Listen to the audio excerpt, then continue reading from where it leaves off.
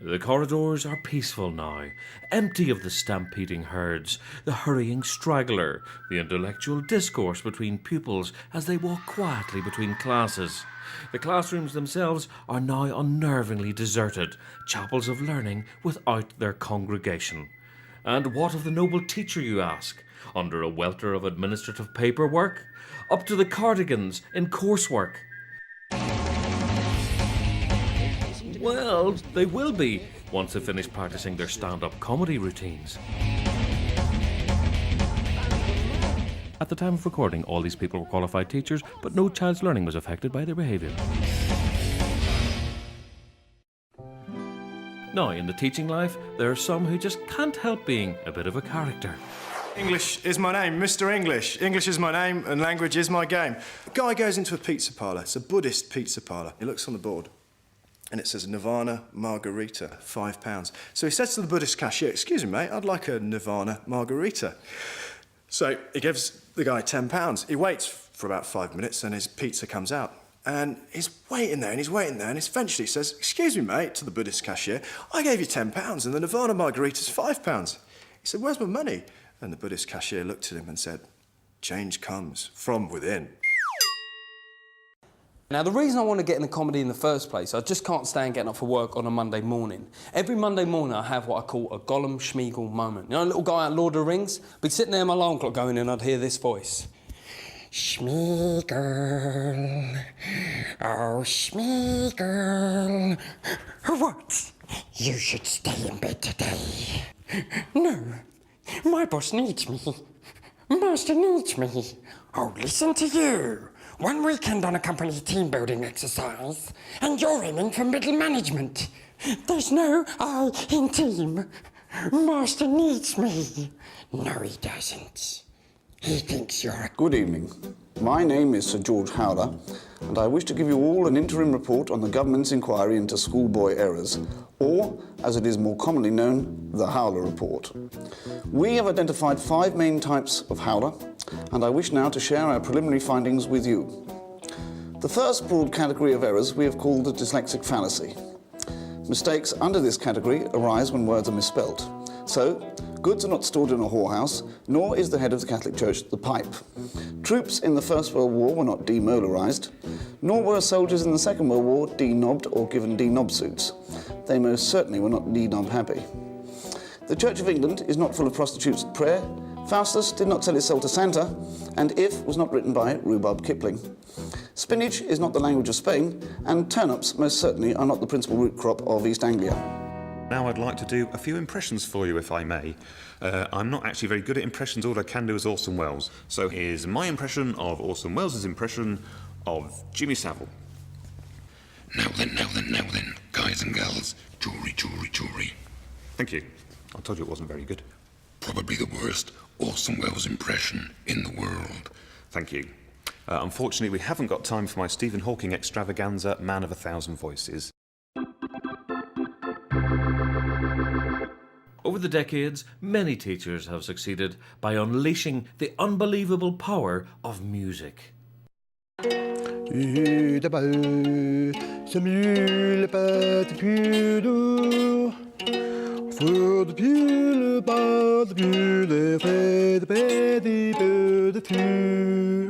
All together now.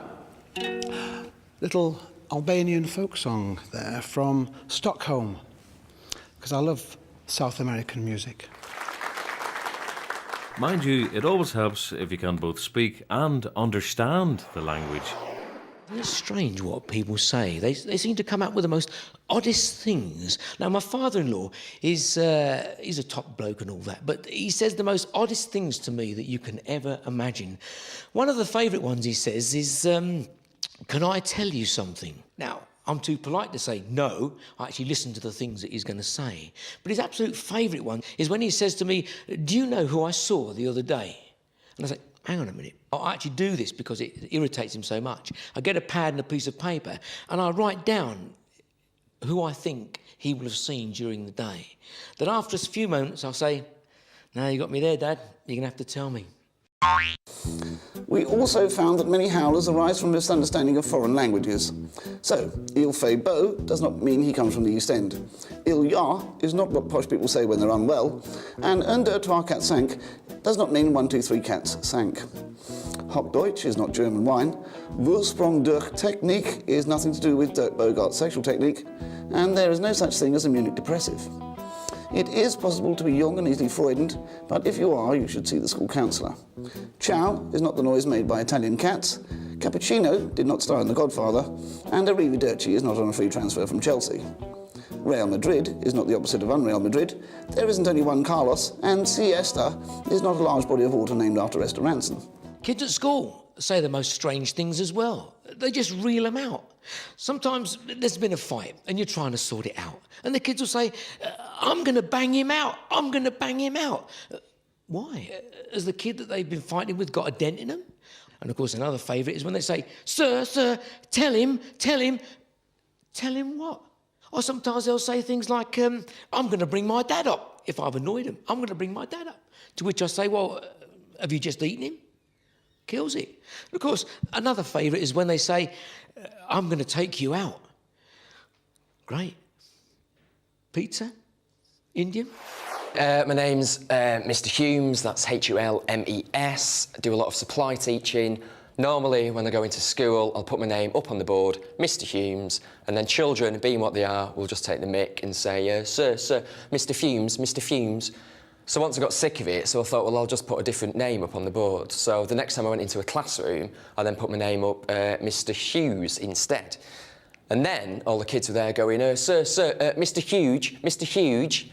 And I'm quite a skinny bloke, right? So I have to stand there in front of a bunch of children going, I am not huge. Now, despite the property price crash, teachers still find it difficult to get the 4 walls they deserve, which is why location is so important. I actually moved up to London, the big smoke where it's all going off, right? Teaching drama there, not bad at all. The kids know exactly how to freeze, freeze! It's great, yeah. It's helped me a lot, I used to watch a lot of those crime shows. I don't have to do that anymore. I mean, CSI, crime scene investigation, that's pretty much my neighborhood. And you know how you have that whole adage of, live every day as though it's your last? That's a real reality for me. I don't know if I'm gonna survive. I was marking a paper at school, a physics paper, and the question was, name 3 uses for microwaves. And the kid wrote down, eating up pies, eating up pasties, and eating up sausage rolls. Well, that's Wigan for you. I have some Irish blood in me. And in fact, when I'm in Ireland, people always say to me, sure, with a name like Ryan, you must be Irish. Well, what I always say to them is I'm sort of English with Irish connections. But on one particular occasion, I was at a festival and I'd had a few drinks. And I said to this bloke, well, I'm sort of half Irish and whole English. He said, sir, that's interesting. So he said, when you're talking to me now, sir, are you talking through your half or are you talking through your whole? As you can probably tell from my accent, I'm a southerner living in the north. There are a lot of differences because of the north-south divide. For example, up here we have chip and pin, but down south it's called julienne potatoes and pinot grigio. Up here we have Yorkshire caviar, which southerners innocently believe is called mushy peas. So it's the Garden of Eden, and you've got Adam, and he's... God, I'm bored. I mean, this place is lovely.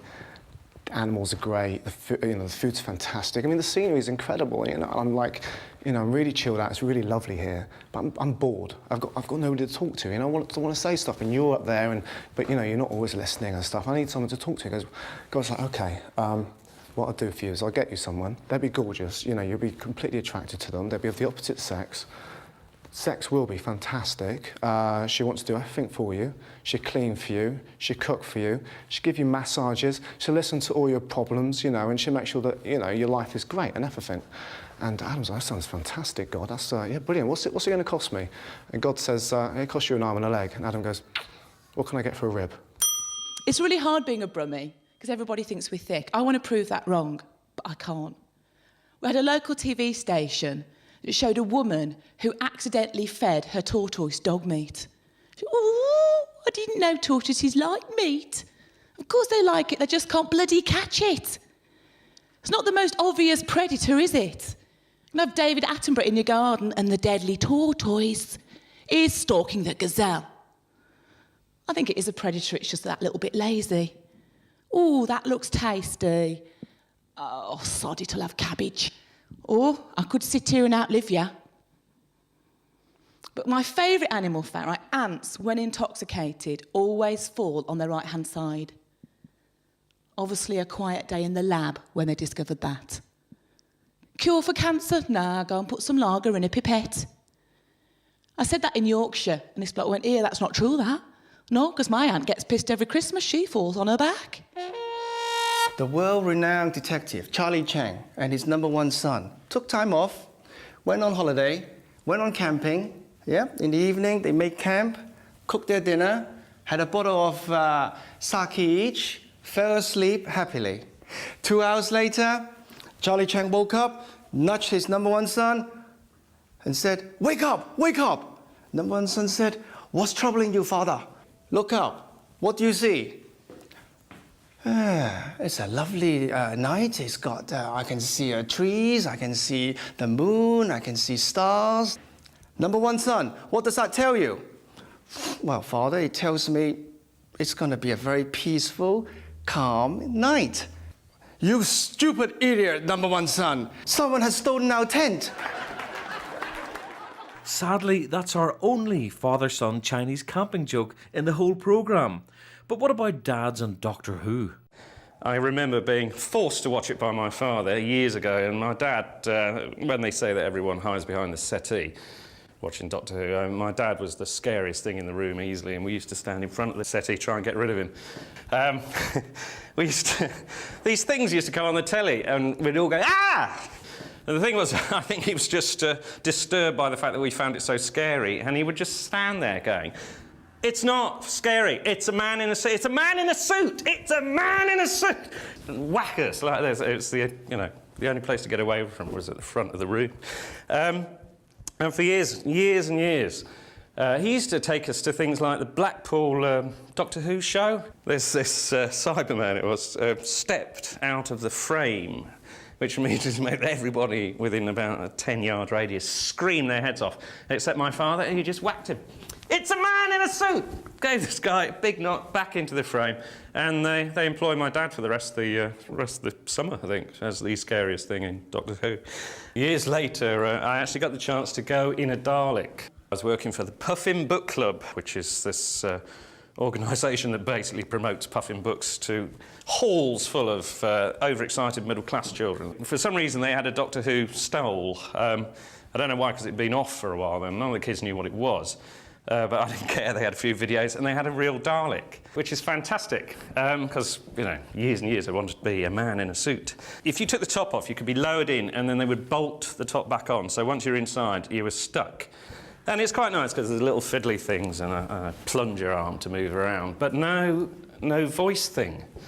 So you couldn't do the loud exterminate business. And the kids weren't scared of it at all. They'd never seen one. The kids would just come up to it and go, "Wow, some sort of droid," and would whack the plunger backwards and forwards inside. And inside, there's this metal rod with a sharp end that would thud gently about an inch away from your heart. And all you could say was, "Please don't do that," to these. And then they would realise that there was someone inside. And they pushed me nearer and nearer to these stairs. And all I could do is try and dig my toes in to stop this bloody thing moving along, going, "Help! Help!" very quietly through this muffled gauze thing that you get to see out. But luckily I was saved by a very large woman called Brown Owl, who I'm forever grateful to. And from knockabout science fiction to science fact, apparently.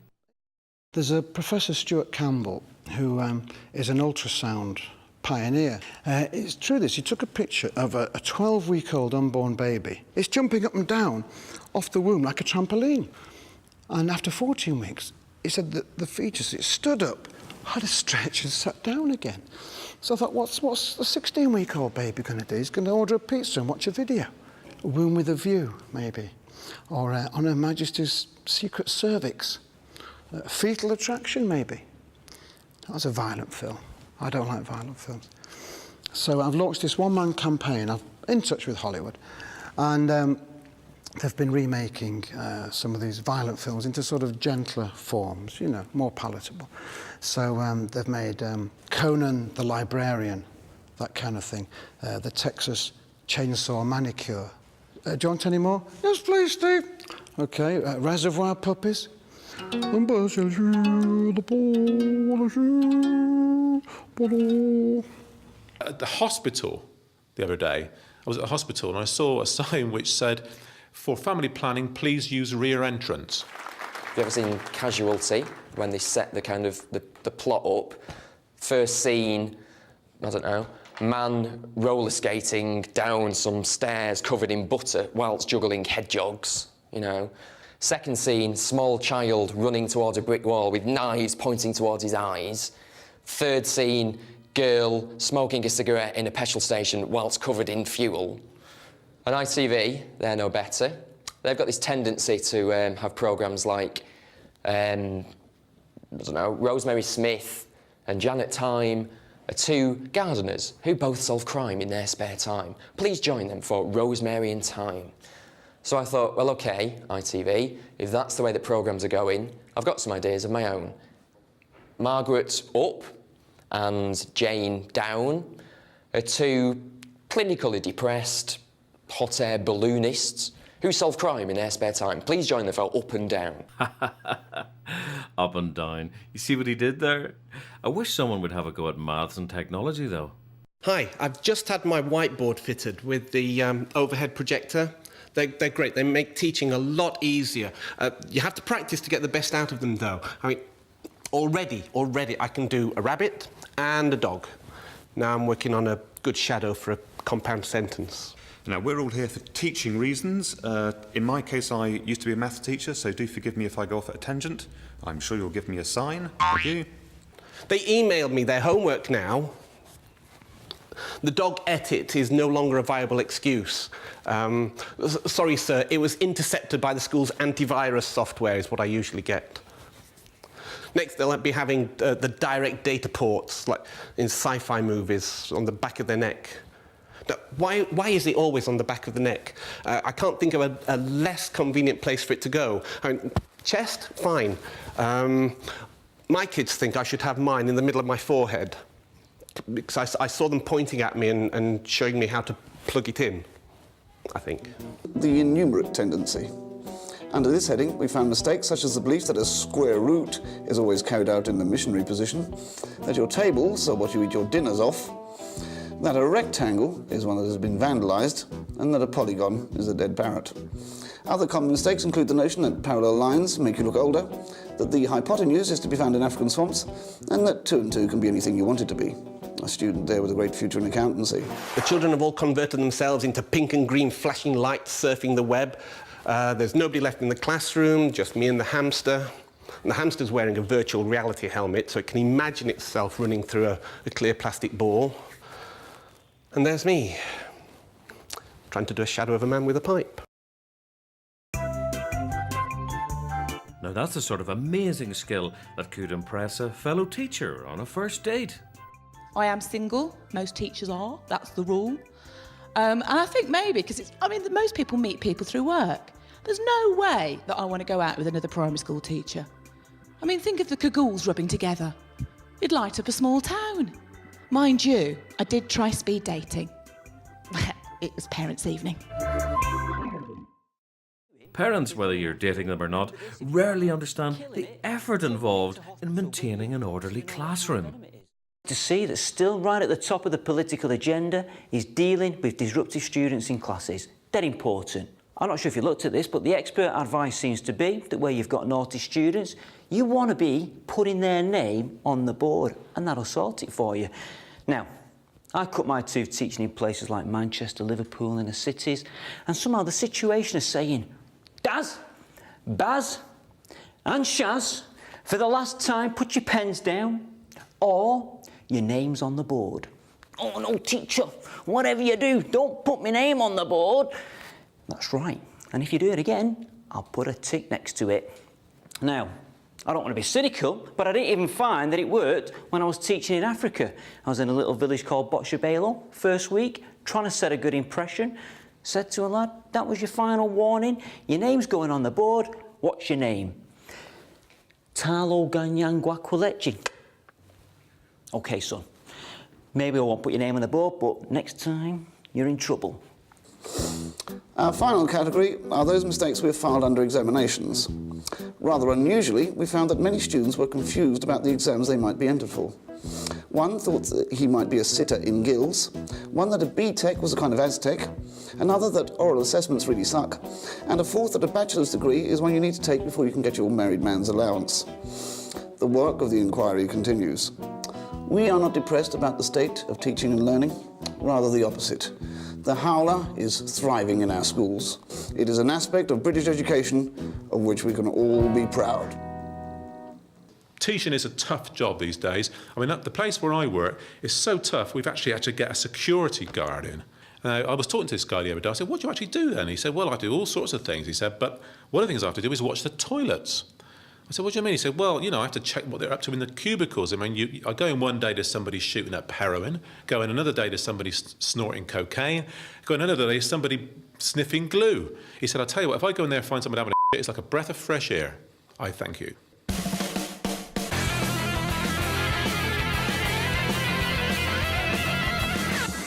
Our final fragrant offering deserves his own special section. Before laying down his life for teaching, this noble soul wrote gags for Ken Dodd, but they were tame offerings compared to his deeply strange and wonderful character, Mr. Roy Fisk. Farewell and enjoy. Hi there, Roy Fisk here, and I'm going to tell you about the wonderful world of obscurism. Well, Roy, you're going to ask me, what is obscurism? Well, of course, obscurism is people who actually enjoy being obscured by things. Journey with me now into times gone by. Bournemouth, 1955. Myself and my father walking along the promenade, him with his box brownie, me hand in hand. And I remember the moment vividly. He turned to me and he said, Roy, take my photograph. I'm sorry, I'm just filling up here. Oh, dear me. So where was I? Oh, yes. It was a rite of passage moment. So I held the box brownie as steady as I could and I took the photograph. And when it came back from the chemist's, this was the photograph that I took. Now, Roy, you're going to say to me, your father was a lamppost. You couldn't be further from the truth. Actually, this is a photograph of my father being obscured by a lamppost. And it wasn't until it came back from the chemist that we as a family realised our father had been a closet obscurist for most of his adult life. He enjoyed being obscured by boxes, people, and later on, out-of-date farmyard machinery. We just never knew. We never knew. And here's another photograph. And I know what you're going to say again. Surely, Roy, isn't that Enrico Farquharson when he was winning the 1957 London Marathon? And I'm going to say, well, it is in a way. But actually, this is a photograph of Enrico obscuring my father. But this, unfortunately, was the last photograph that was ever taken of our father. Coming back from that London Marathon, he decided that being an obscurist, he was very vulnerable. Because he went to work on his bike every day, he decided to paint it white. He painted the wheels white, the frame white, he painted the handlebars, he bought himself a white suit and a white hat and white trousers. He even invested in some white makeup. And the man who drove the snowplow said he didn't see him at all. And he was gone. So, there's nothing to be ashamed of. Obscurists are everywhere. I'm an obscurist, and so is my friend Malcolm. There are millions of obscurists throughout the world. There may be somebody watching now that's an obscurist. Stand up, stand proud, and whatever you do, stand behind something.